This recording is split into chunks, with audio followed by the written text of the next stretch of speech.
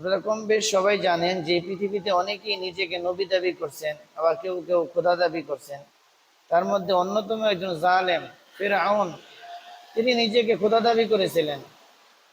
তো মিশরবাসী মিশরে একটা অনাবৃষ্টি দেখা দিলেন, তখন অনাবৃষ্টি।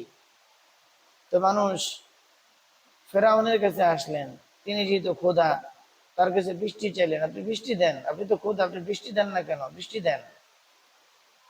তো তিনি মানুষকে সান্ত্বনা দিলেন যে ঠিক আছে, আগামীকালকে তোমাদেরকে আমি বৃষ্টি দেব। শয়তানের সাথে পরামর্শ করলেন। শয়তান বললেন সমস্যা নেই, আমি আজকে রাত্রে গোটা মিশরকে বৃষ্টিতে ভরে দেব। সকালবেলা মানুষ দেখে যে এমন দুর্গন্ধ, ঘর থেকে বের হওয়া যাচ্ছে না। অর্থাৎ বৃষ্টি বলতে শয়তান তার চেলাফেলা নিয়ে প্রস্রাব করে বাসায় দিয়েছে। তো মানুষ আবার খুব রাগান্বিত হয়েছে, কেমন বৃষ্টি দিলেন, দুর্গন্ধ, বের হওয়া যায় না, চলাফেরা করা যায় না। ফেরাউন আবার তার তার শায়েখ, তার মুরব্বী, তার ওস্তাদ ইবলিসকে নিয়ে বসলেন যে তুমি এটা কেমন বৃষ্টি দিলা।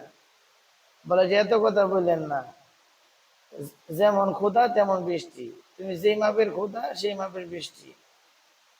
এই কথাটা বলার কারণ হলো যে বর্তমান যে হিজবুত তাওহীদ, ইসলাম ধ্বংসকারী, ইমান ধ্বংসকারী একটা, গোটা বাংলাদেশে একটা ফিতনা সৃষ্টিকারী একটা দল, একটা সংগঠন হিজবুত তাওহীদের ইমাম সেলিম, তিনি বলতেছে তার ধর্ম কিনা আসল ধর্ম। আসলে তার ভক্তবৃন্দদেরকে দেখলে দেখা যায় তার কি ধর্মটা।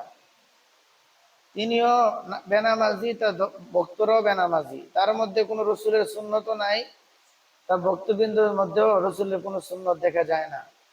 এর কারণ হলো আমাদের মুরব্বীরা একটা কথা বলতেন, বাপ ভালো তার ছেলে ভালো, মা ভালো তার জি, গাই ভালো তার বাছুর ভালো, দুধ ভালো তার ঘি।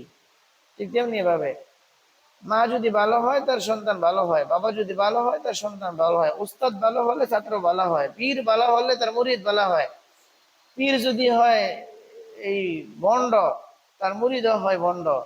সেলিম যেমন বেনামাজি, তার মুরিদ তার ভক্তরা বেনামাজি।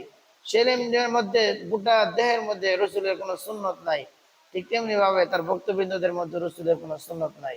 আল্লাহ তাআলা আমাদের সকলকে হিজবুত তাওহীদকে বয়কট করার তৌফিক দান করুক।